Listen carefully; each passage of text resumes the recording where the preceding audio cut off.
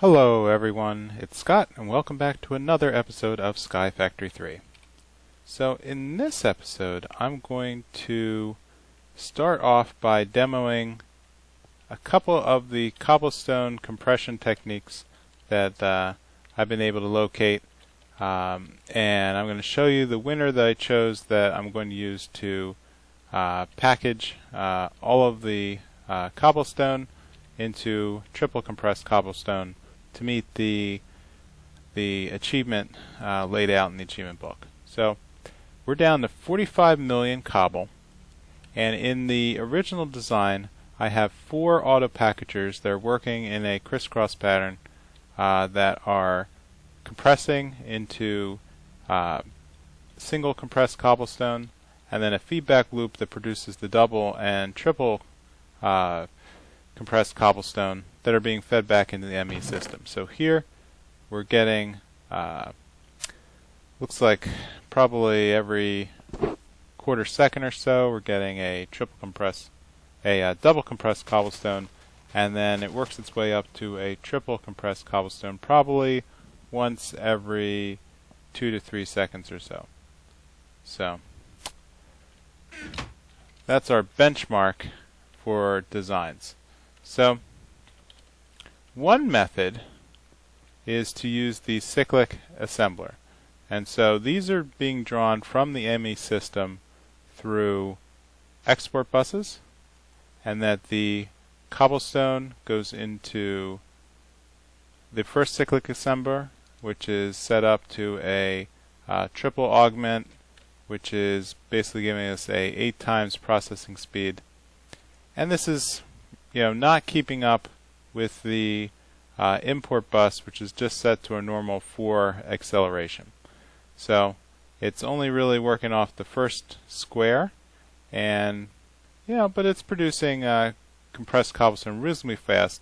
And then as we build in 9 or so compressed cobblestone, that's ticking off a double compressed, and we can physically watch the ticking of the double compressed cobblestone as it produces a triple compressed, and I'd say that's probably a tick every 2 seconds or so, which would put it on par with the quad design above. Now the next design I'm going to talk about is a cross pattern of a molecular assembler. So similarly, you can use a molecular assembler to use a dedicated encoded pattern. So whatever you put up here in this socket is going to take the inventory, produce that item after a little tick of time. And I could load these up with accelerated cards, but these are basically being limited by the input speed here of the acceleration card. Essentially, I wasn't that impressed by the performance. Here's one with a full acceleration, and it's probably ticking, probably not quite as fast as the other device. And unfortunately, we can watch again as the double compressed cobblestone is working into the system, and when it reaches 9, it ticks out. So this one's probably producing a triple compressed cobblestone again at probably about every 3 seconds or so. It's actually the slowest of the methods so far. So the next one is a crafter block, which comes from the RFTools mod. And this is just, well, you'll see in a second. It is literally blinking a triple compressed cobblestone probably 1 every half second or so. Now this is an interesting block because it's essentially a multi-tier crafting block that's actually incredibly simple to make. So the crafter is just one of the RFTools machine frames plus some trivial items. The machine frame is just lapis and iron, and you can use a level 1 to upgrade to a level 2 to a level 3 almost trivially, with much ease. And so the crafter allows 8 stored recipe slots, and the way this works is after supplying RF power, items that are pushed into the device go into an internal buffer, and that will match the internal button right here. So when a recipe is set to internal, it will feed from the buffer, check to see what matches the recipe, it will produce an output, and then the internal will place it back into this blue buffer. And the keep means that it will always make sure that one of the input is left over, that it will not fully deplete all the items in the inventory here. So this is important when we pump in massive amounts of product. We want to make sure that we don't clog up the inventory here so that the output of a step doesn't have anywhere to output to. And so the double layer will then read in 9 bits from the internal inventory of compressed cobble, and again we'll keep the output, keep at least one left over, and we'll write back a double compressed item back into the internal inventory. The triple compress will then search for 9 double compressed cobblestone, and the difference is that this one will put it in the output buffer, the external buffer, which is this orange block here, and then that makes the items accessible to other export tools like the import bus from the ME system, or RF or item ducts, or item transfer nodes, whatever can move items in and out of inventories. So this is by far the best triple cobble producer. So over here I'm about to reveal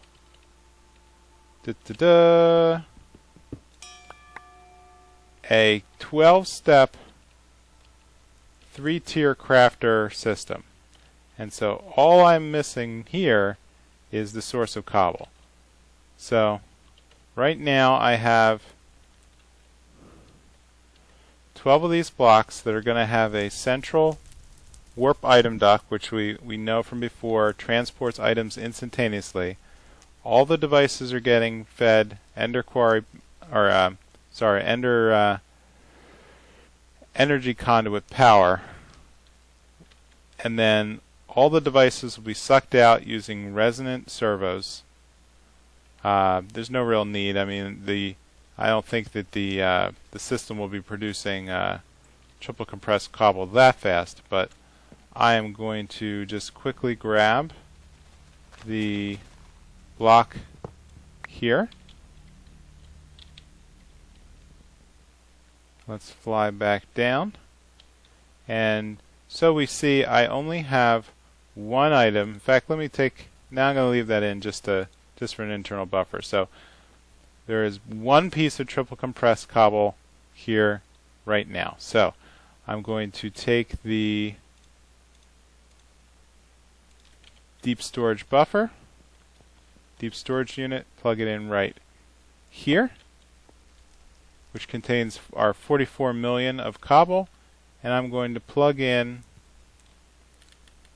while I move this just one step back, because I have a feeling that if I put this here and plug it up with a resonant servo,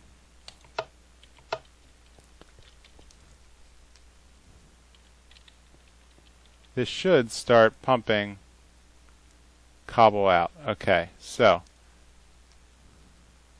this is starting to feed the devices.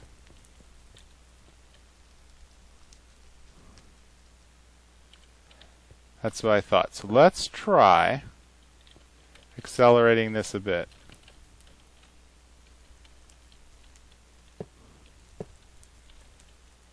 Let's put another item in here, and another here.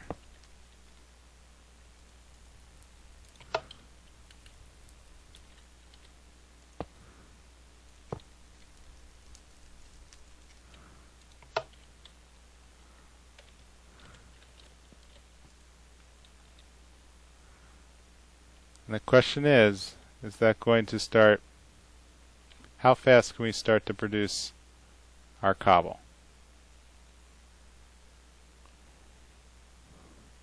Not that fast. So I wonder what the limit is right here. What's the limiting factor? I might have to make then a hybrid of the ME system acceleration cards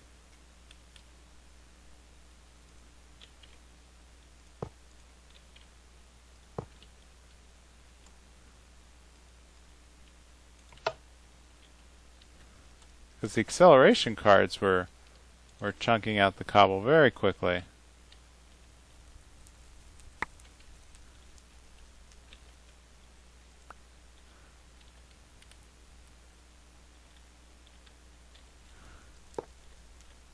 Okay.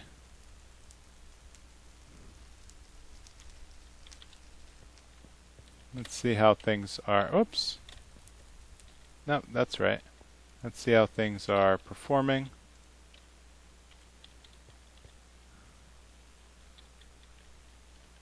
In theory,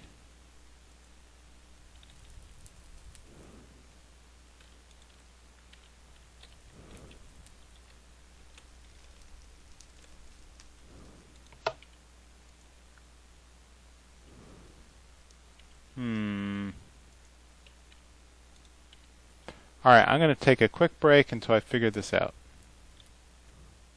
Alright, we're back, and here's what I ended up doing. I made a small subnetwork of another ME controller hooked up to some dense cable that's feeding the deep storage unit into all of the Crafter Tier 3 objects with two export bus interfaces per block, and each interface is made up of 4 acceleration cards, all of which are feeding cobble into the respective blocks, which is resulting in probably each block now producing triple compressed cobblestone, slightly less than 1 per second. So if we look at the output, we're already made 6,000 blocks. Again, I only need to make 65,000, so this is already in probably 15 minutes of tinkering, produced 10% of everything I need. And so with that, looking at the burn rate of the cobble, I'm probably going through about 10,000 pieces of cobble a second in compression, which is pretty good. The only other thing I was thinking of trying had to do with item conduits, and the item conduit is part of the Ender IO mod, which I could do, except it doesn't seem like there's a speed upgrade that's applied to each interface of the item conduit, and that essentially means that it would move 4 items per tick, and then basically 4 times 15, so I would get an additional up to probably be a stack per tick, I think, which would be pretty cool, except if it weren't for the fact that I accidentally vein minered all the conduit in my existing ME system. And so I've disconnected all of the deep storage units. Everything is basically going haywire right now, which I'm not quite sure what I did to vein miner it, but probably just somewhere in there. I held down the tilde key, and I tried hooking up the I threw on one piece so I could at least access the interfaces to get some of the tools. But all this means now is this is probably the final impetus I need to actually move the ME system again and put it somewhere where these controllers actually have space to expand. Unfortunately, an ME system's max size is 7 by 7 by 7, and the way I position myself between levels is already way too constraining. So I'm going to pick another, while the cobble compression is running, I'm going to pick another area within the loaded chunks of the main base, and yeah, might as well bite the bullet and transport the system. So by the time I get back, I should have everything all cleaned up. Alright everyone, I'm back, and I had just had the absolute worst experience. But let me walk through step by step. So I have moved the entire ME system, all of the machines, the drives, the controllers. I have allowed the compressed cobble gen to run to completion, and unfortunately, as I was moving things around using my ender chests, and I was flying around, and I think I don't know, I had something happen with when I was trying to teleport with the Staff of Traveling, and the game crashed, and I had problems loading. I still have problems with the ender quarries over in the deep dark. That one just jammed up. It says it has an open ticket, whatever that means, but it's not actually advancing anymore. I tried deleting chunks. Nothing seemed to work. So, but I think I'm at a point where things are at least usable. And so I have moved all of my ME system up here in a new formation. So this is going to be my new 7 by 7 by 7 frame. That's going to be the ME controller. So I've broken all of my devices into 4 rooms. I have my molecular assemblers, which are laid out with interfaces in a quad pattern. I can build up to 32 of those.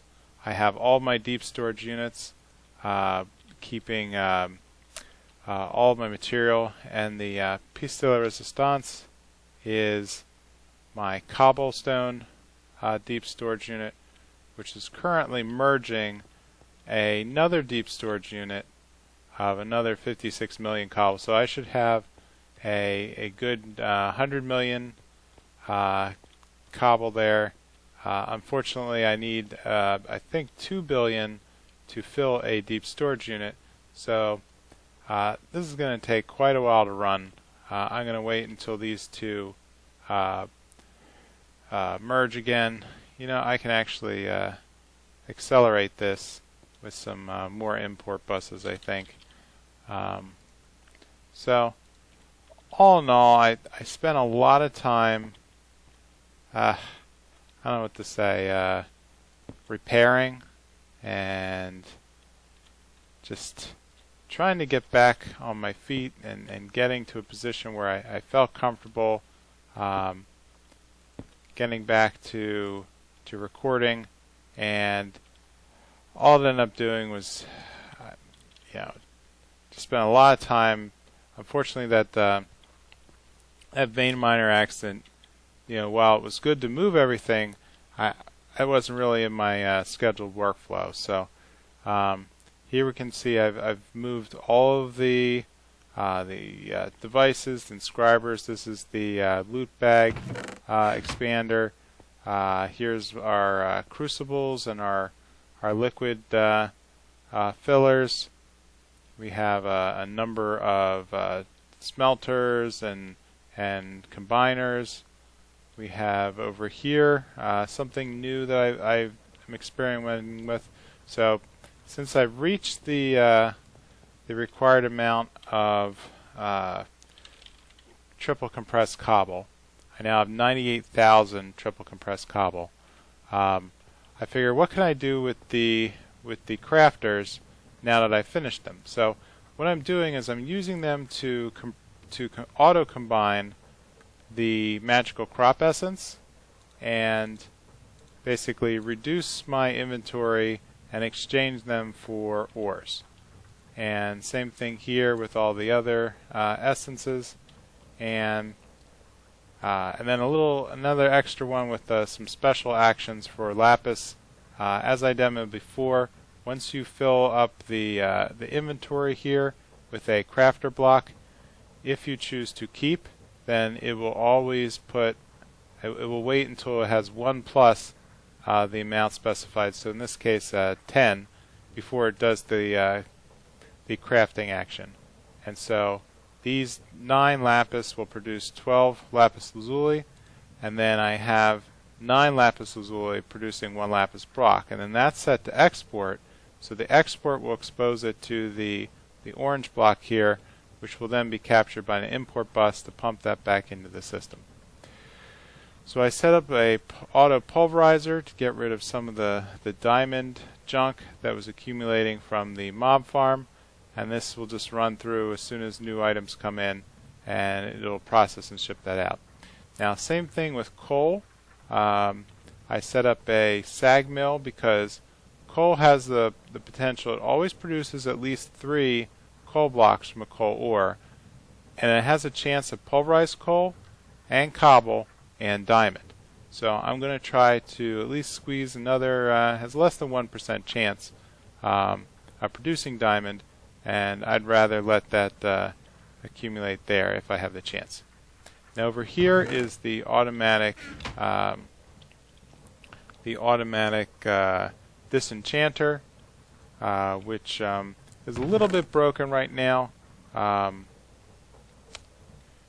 some reason, it's not automatically sucking in items, so I'm probably going to have to move things around. But as we demoed before, the disenchanter, yeah, I can disenchant that, is going to take a book feed and an item feed, and then if this is set to repeat, it will then loop through and create enchanted books, and we'll just repeat until all the enchantments are stripped from this device. So as the workload grows up, we see that it just produced an enchanted book, which then gets sucked back out into the chest. And so this is going to just accumulate and transfer books. And then I have another feed set up, so any solid chest plate or leggings are going to be pumped into this test rack, which is a direct feed to the smeltery. So that's going to burn down the excess metal, iron and gold, and reprocess that into ores. So over here in the grassy area, I learned something. So if you take, so this falls under the ex nihilo automatic sifting. Another one of these that I was complaining before that I don't know the recipes, and I had Googled a couple things, and this never came up as far as a topiary grass. So the topiary grass is made from dirt and seeds.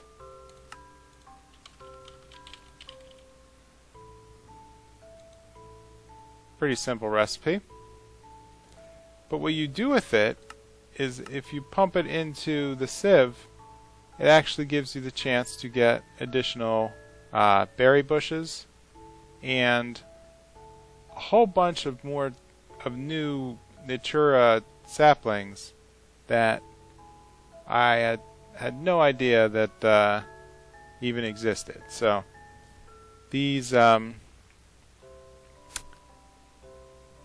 new saplings I just planted down in the grassy area where I was growing the animals, and where's the topiary? So this stack of topiary I can just place down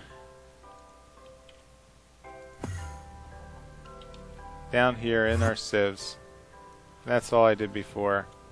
I just kind of reached in here and did a replace, and then this, with the next run, will start to grind down the grass and give us a chance for trees. So it's probably, I actually have the most chance of getting nothing, but we'll see what pops up when it gets back in the ME system. So the other developments are that the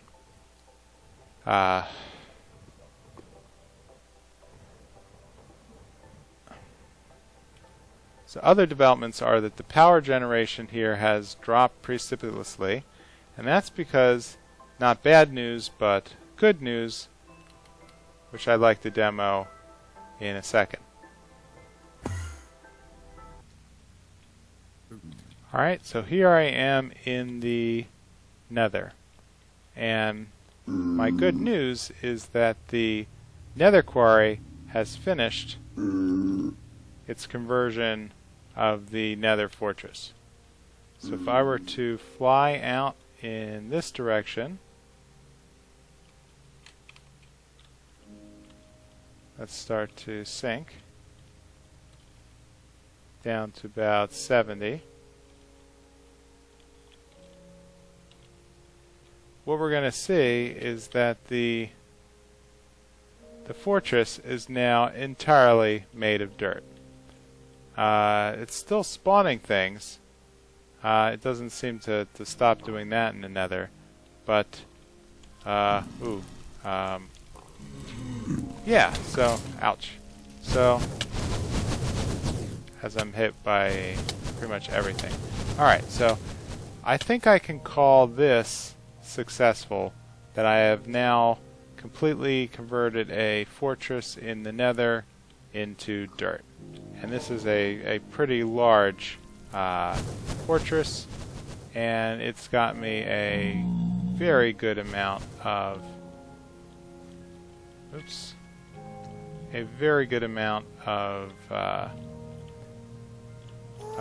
stone in the look, a guest.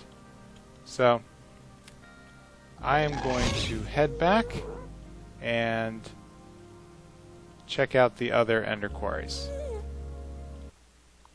Alright, now here I am in the deep dark, and so this is the deep dark ender quarry that we see is full of items connected to the ender chest.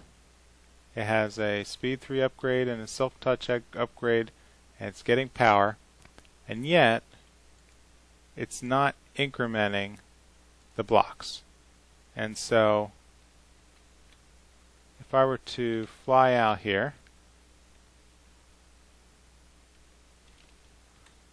down to the floor level, here we see that the ender quarry has carved out a very good amount of dirt. It got let's see if I can get this to let me get back into the lit area before I start to play with the okay. Yep. So what I'm going to do, I'm just going to fly forward for a bit. So sorry if this is dark, but it appears that the ender quarry did just carve through this area. Did a very good job working chunk by chunk, and then it seems like it during that big crash, that's what is stalled out the device. So I don't know how to remove whatever chunk loading. So that's the problem. So the Ender Quarry has some built-in has a built-in chunk loader that always loads the chunk that that's currently processing, as well as the chunk of the Ender Quarry itself. So there doesn't seem to be a good way to reset the Ender Quarry. I'm afraid that if I was to pickaxe it, then I would lose my progress, and then I would end up having to start over. So as you can see, it's already done so much. I'd say it's probably gone about 800. It's done multiple rows of multiple rows here, and then it got to this chunk and stopped.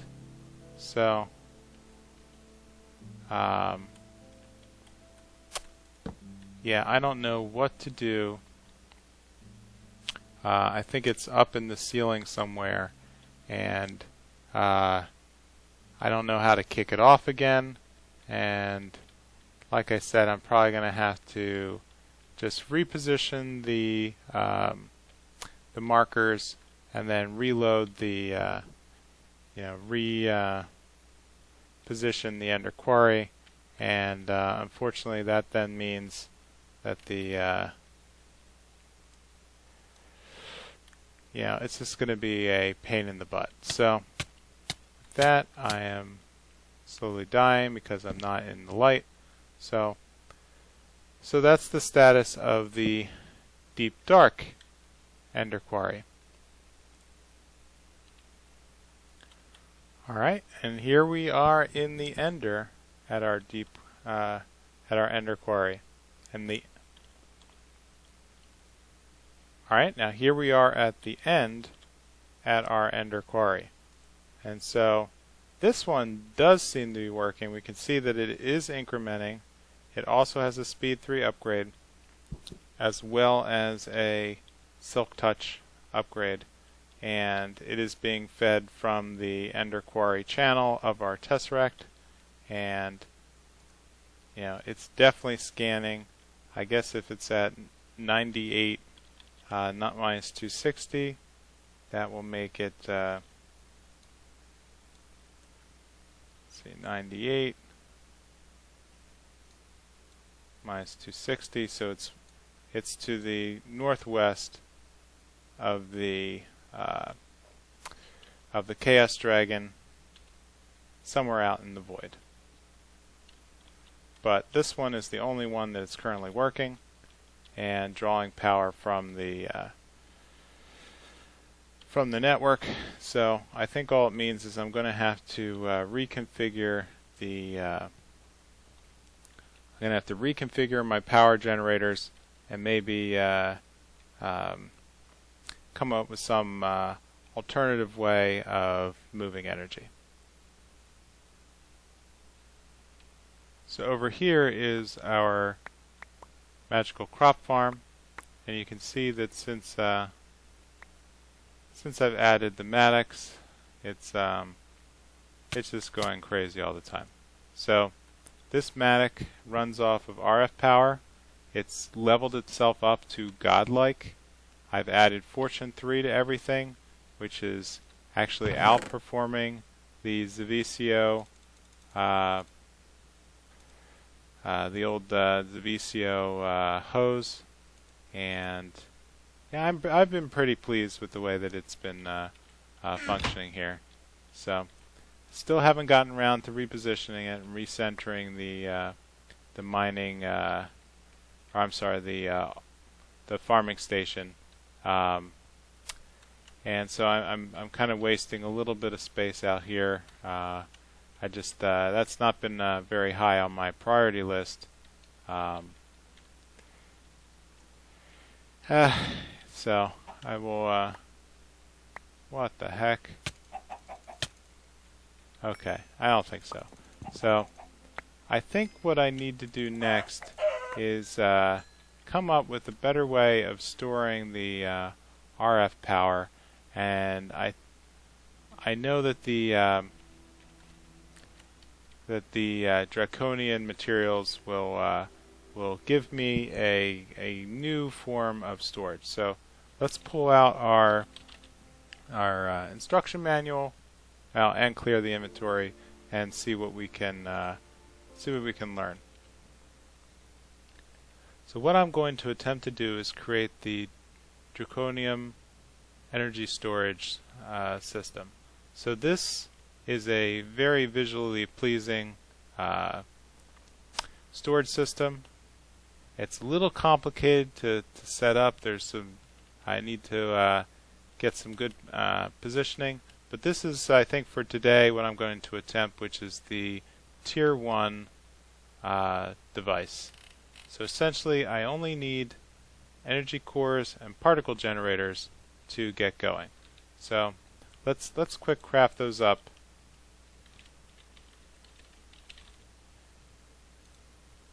Because I think that the Wyvern energy core,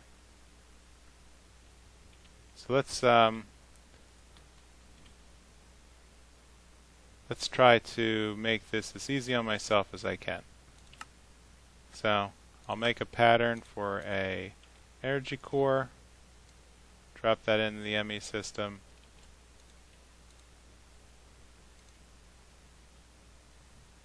So I'm going to need 2 energy cores and 1 Wyvern core in order to make this block. So let's fire that up. Bam. Going to need 1 more Wyvern core on top of that, which means I should now be able to make my energy core. So I need to make 4 particle generators.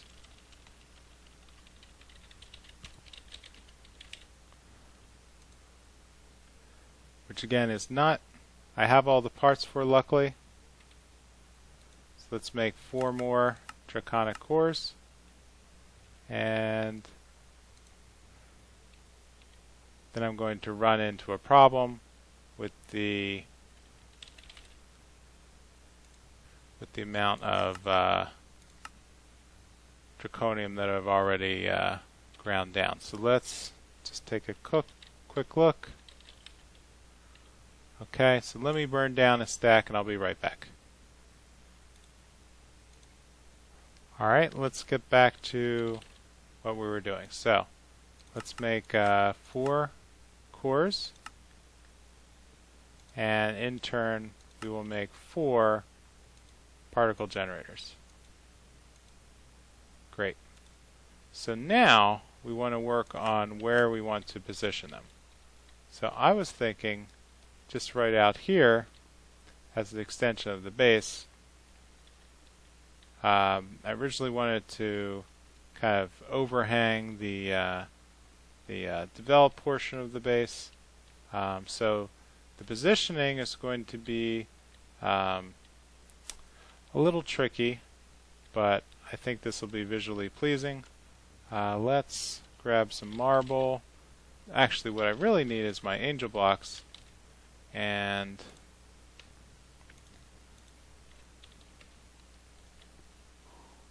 let's get myself a spacer, some sort of, yeah, I'll grab a stack of cobble. And so let's work, let's say if I start here,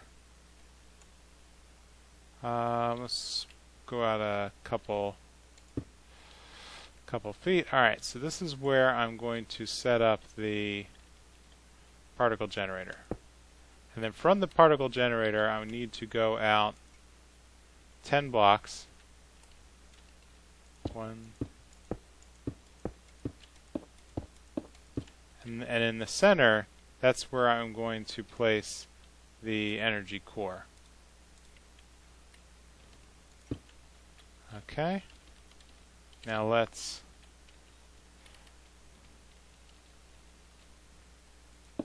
finish this off.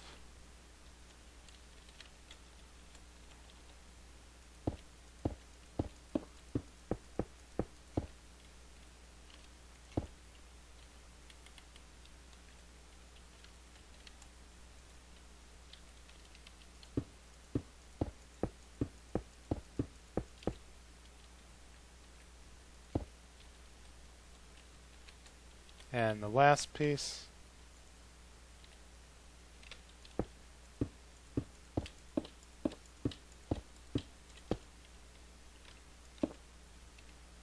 There we go. And then let's clean up with vein miner. Great. So, next step. So the next step is I need to make some energy pylons that are going to be the devices that fill that provide RF power to the device. So let's grab another Draconic core and let's make 2 energy pylons. And so the rules are pretty specific that if I'm going to, there's certain angles that you need to do to place this. So I'm just going to make sure that it's all right. I probably didn't want to do that. But whoops, I'm just making this worse. All right, so an energy pylon has to be placed at an angle above or below the device. Actually, if I recall, I think it has to be 90 degrees. And then let's provide a tesseract here to provide energy. So we're going to feed from our Ender Quarry network in a receive mode. And let me see what I'm missing. Alright, this is silly because I think all I needed to do was right click with an empty hand. No, what I need to do is shift right click, and that powered up the device. So let me move this back to 10 blocks out, and let me get this out of the way, and then that should be providing the storage.